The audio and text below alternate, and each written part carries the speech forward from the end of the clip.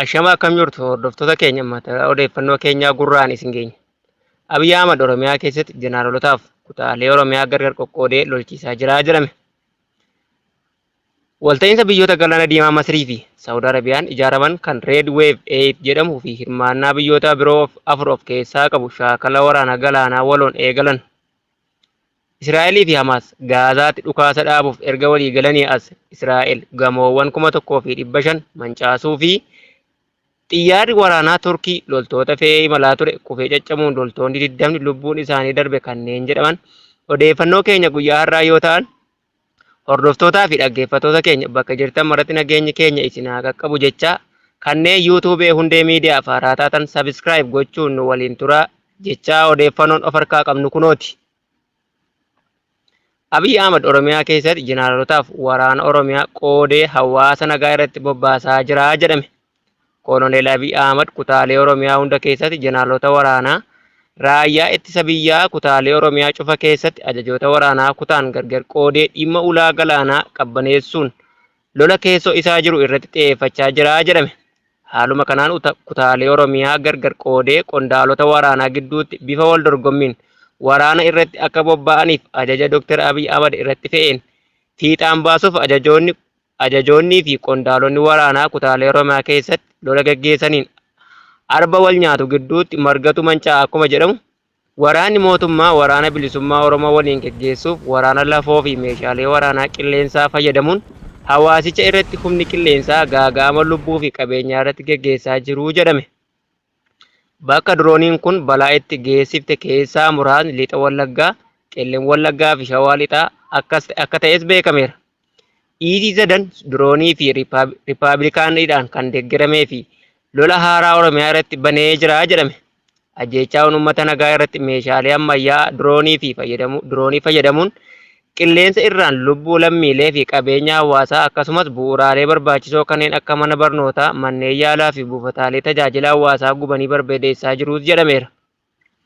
Komii hawaasni Abiyyi Ahmad irraa qabu galaana diimaa lolee deebisuuf jedhee otuu eeguu dhimmi galaana diimaa itti dhiisuun lola Oromiyaa karra sadiin lola haaraa banee jira jedhan jiraattonni hundee miidiyaan dubbise yaada isaanii yoo ibsatan. Zoonileen Izii qooddatanii lola keessatti raawwachaa jiran kanneen giddu gala Oromiyaa, Wallagga Bahaa fi Horroo Guduruu Wallaggaa fi akkasumas lixa Wallaggaa fi Qellem Wallaggaa yoo ta'an jeneraalota isaanii waliin haa ilaallu. Birgaadeer Jeneraal Akaaluu Kaasaan hoogganamu giddugala Oromiyaa kan of jalatti hammatu yoo ta'u, Meejer Jeneraal Asaffaa Bahataan hoogganamu immoo Wallagga Bahaa fi Horroo Guduruu Wallaggaa kan of keessatti hammatedha jedhame. Laatinaal Jeneraal Zawduu Balaayin hoogganamu ammoo godinoota lama kan of jalaa qabu. Isaanis godina Wallagga Lixaa fi godina Qellem Wallaggaa kan of jalatti hammatedha jedhan. Waraana bilisummaa Oromoo dhabamsiisuuf lola karaa kan bane Koloneel Abiyyi Ahmad naatoo hawaasa isaaniif akka hin qabne ragaaleen hedduun akka agarsiisan beekamaadha. Lola kana irratti kan hirmaataa jiru qilleensa irratti diroonii hedduu fi lafoon ammoo humna riippaabilikaan gaarii ta'u ifoomsuun waraanni bilisummaa Oromoo hawaasni Oromoo of eeggannoo akka taasisu hubachiiseera. Bilisiginnaan kan isheen yaaddoftu yeroo hunda waraana bilisummaa Oromoo waan ta'eef lola kana irraa aanuuf waraanni bilisummaa Oromoo yookiin WBO'n adeemsa mataasaa waan qabuuf hawaasni keenya of eeggannoo cimaa akka gootan isiniif dhaamna jedhan. Godina Iluu Abbaa Booraa aanaa Diiduutti qonnaan bultoonni gabaa qocii naannoo isaanii jirutti oomisha maasaa isaanii irraa jiruuf danqamaa jiraachuun aktivisti Jawaar Mohaammed fuula feesbuuka isaan barreessuun qeeqeera. Bunni Oromoo biratti waayyuudha. Asheeta bunaa kana fakkaatu gaazaa rabanii gubuu dhiisii isa uumamaan mukarraa lafatti kufeyyuu irraa ejjechuun safuudha. Gaafa ijoolleen ooyiruu bunaa keessa yoo deemnuu fi firii lafatti agarru guuruu dhiifnee irra ejjennu ni garfamnaa ture. Addaggeen garuu safuu hin beektu. Buna qonnaan bulaan itti dafqee yennaa gudunfatee gabayaa geessuuf deemu karaa itti eeddee fuutee lafatti jigsitee gaazaa itti facaaftee gubdi. Sanuu immoo saalfii malee waajjira koominikeeshinii maxxansa Jawaar Mohaammed taatee bilchiginnaan qonnaan bultoota irratti taasifamu barreesse. Laalamee bunni milishaan daldala seeraan alaa jettee qabde tun kiiloo 10 caaltu waanuma wannan bulan yookiin haati warraa gabaa geessitee gurgurattu soogidda ittiin bitattudha jechuun fuula feesbuukii isaa irratti maxxanse. Wanta'insi biyyoota galaana diimaa Masrii fi Saawud Arabiyaan ijaaraman kan Red Wave 8 jedhamu fi hirmaannaa biyyoota biroo 4 qabu shaakala waraana galaanaa waloon eegalan. Shaakalli waloo kun humnoota galaanaa Masrii, Saawudii, Joordaan, Sudaan, Yamanii fi Jibuutii irraa hirmaataniin kaleessa eegaluu isaa dubbii himaan waraana Masrii beeksisuun miidiyaan biyyattii Ahram Online gabaase.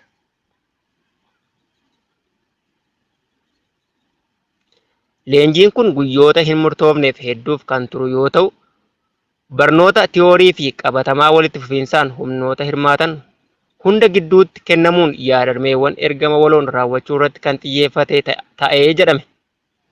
Shaakala waloo galaana diimaa Wave 8 kun hojiiwwan waloo humna galaanaa karoorsuu fi raawwachuu akkasumas leenjii balaa galaanarraa ga'u waloon qolachuuf kan of keessatti hammatedha jedhame. Akka dubbii himaan raayyaa ittisa biyyaa Masrii jedhanitti shaakalli waraana waloo kana humnoota hirmaatan gidduutti dandeettii fooyyessuu fi waljijjiirraa beekumsaa guddisuuf gumaachuu ni qabaatas jedhaniiru. Kana malees karoora leenjii waloo bal'aa humni waraana Masrii biyyoota michuu ishee ta'an waliin damee waraanaa adda addaatti tumsuu fi jabeessuuf dhiyaatedha jedhan. Ji'a fulbaanaa keessa Masrii fi Saawud Arabiyaan tattaaffii nageenya galaana naannoo deeggaruuf waliigaltee walta'iinsaa fi tumsa biyyoota mallatteessan. Hundeessitootni gamtaa kanaa Masrii fi Saawud Arabiyaadha. Isaanis alattis biyyoonni 6 miseensa ta'aniiru jedhame. Biyyoonni miseensa ta'an kunneen Eertiraa, Sudaan, Somaaliyaa, Jibuutii, Joordaan, Yaman akka ta'an beekameera. Biyyoonni miseensa ta'an kan gamasitti wal ilaalanidha. Gamtaan kun biyyoota baha giddu galeessaa fi gaanfa Afrikaa walitti hidhee walitti dhufeenya biyyoota kanaa daran jabeessaa jedhamee eegama. Naannoon kun qaama galaanaa daldalli guddaan itti adeemsifamu kan biyyoonni guddatan kamuu fedhii irraa qabanii fi sababni isaa wiirtuu daldala cimaa bakka dooniiwwan galaanaa addunyaa hedduu itti wal ga'an waan ta'eef carraan biyyoota guddina irra jiraniis muuxannoo wal jijjiirraaf wal hubannaaf kan ooltudhas jedhameera. Biyyoonni guddatan keessaa hariileen itti wal ga'an kanneen akka Eeshiyaa, baha giddu galeessaa fi Awurooppaa itti wal ga'anidha jedhame. Karaa tokkichi galaana Hindii karaa Meeditiraaniyaanii, bo'oo Siwiizii fi galaana diimaa hanga Hindii geessudha jedhame. Kanaafuu biyyi humna qabdu naannoo furtuu ta'e kana keessatti bakka qabaachuu agarsiisuu hin barbaanne hin jirus jedhameera. Naannoo kanatti irree jabaa qabaachuuf fiigicha godhamu kan ifatti agarsiisu akka fakkeenyaatti Jibuutii qofa ilaaluun ni danda'ama. Biyya hanga barruu harkaa geessu kana keessa Faransaay, Ameerikaa, Chaayinaa, Jaappaan buufata qabu. Hindii fi Raashiyaanis sochii eegalaniiru jedhame. Gamtaan Emireetotaa, Araba, Qaatarii fi Turkii, Iraan kan biyyoota michuuwwan isaanii naannicha keessa jiranii bakka isaanii qabataniiru. Kaanis itti makamaa jiru jedhame.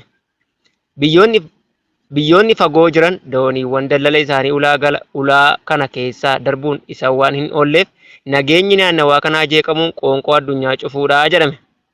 Ulaa galaana diimaa Baabel Mand irraa rakkoon tokko yoo dhalate rakkoon isa hunda dhukkubsa. Miseensa koree dhaabbii hariiroo alaa fi dhimma nageenyaa mana maree bakka bu'oota uummataa kata'an Ambasaaddar Diinaa Muftii turtii BBC waliin taasisaniin Masriin haaloo kamiinuu Itoophiyaa dirree dippiloomaasii fi dinagdee keessaa fageessuuf feeti jechuun dubbatan.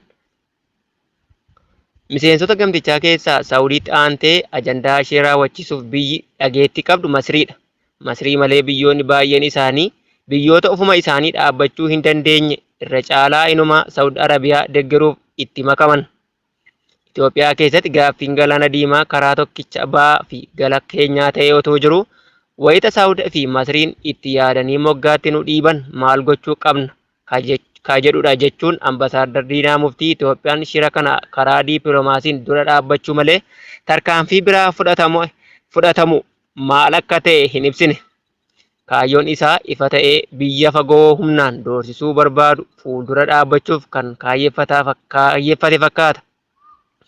Karoorichi bara 2019 irraa eegalee guddachaa fi bifa qabaachaa kan jiru yoo ta'u, bara 2020ttis hundeeffame.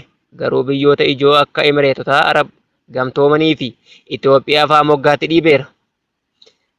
Gamtaan Awurooppaa bara 2018 irraa eegalee waadaa kana kan beeksise jirti Masriidha.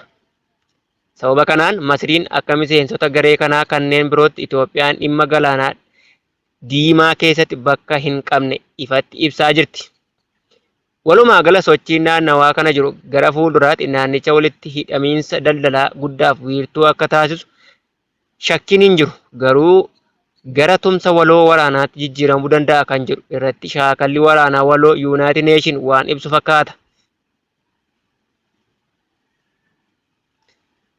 Israa'elii fi Hamaas Gaazaatti dhukaasa dhaabuuf erga walii galanii as Israa'el gamoowwan 1,500 ol mancaaste. Suuraawwan saatalaayitii irraa hubachuun akka danda'amutti erga onkololeessa 10 as Israa'el Gaazaa bakkeewwan to'annoo ishee jala jiranitti gamoowwan hedduu diigdeetti. Akkaataa waliigaltee jaarsummaa biyyoota akka USA, Turkii, Kaataarii fi Masriitti Israa'el gamoowwan Gaazaa diiguun waliigaltee dhukaasa dhaabuu akka cabsuutti ilaalamaa jedhanii kan falman jiru. Akkaataa yaada waliigaltee dhukaasa dhaabuu Gaazaa Tiraamp keessatti turetti sochiin opereeshinii waraana lafoos haa ta'u qilleensarraan Gaazaa keessatti gaggeeffamu hin qabu. Haa ta'u malee BBC'n suuraawwan saatalaayitii irraa akka mirkaneeffatetti waraanni Israa'el erga waliigalteen dhukaasa dhaabuu Gaazaa mallattaa'ee as gamoowwan Gaazaa mancaasuu hin dhaabne. Humni kaayilii Gaazaa naannoo Abaasaan Al-Kaabir jedhamu keessa jiraatti ture. Osoo waraanni hin ka'in dura naannoon isaanii kuduraa fi muduraa kan itti biqiluu fi jireenyaaf mijataa ture jechuun waan keessa dabartee fi gaaga'ama naannoo ishee mudate dubbatteetti. Odeeffannoo keenya kan birootiin xiyyaarri waraanaa Turkii loltoota fe'ee imalaa ture kufee caccabuun loltoonni 20 ol ta'an jalaa du'uu ministeerri ittisa Turkii wabeeffachuun Reuters gabaase.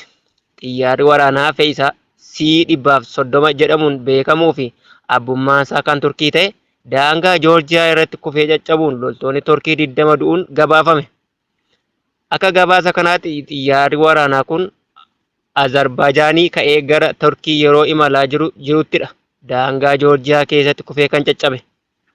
Ankaaraan kufaatii xiyyaara waraanaa ishee sababni maal akka ta'e hanga ammaa ifa hin goone.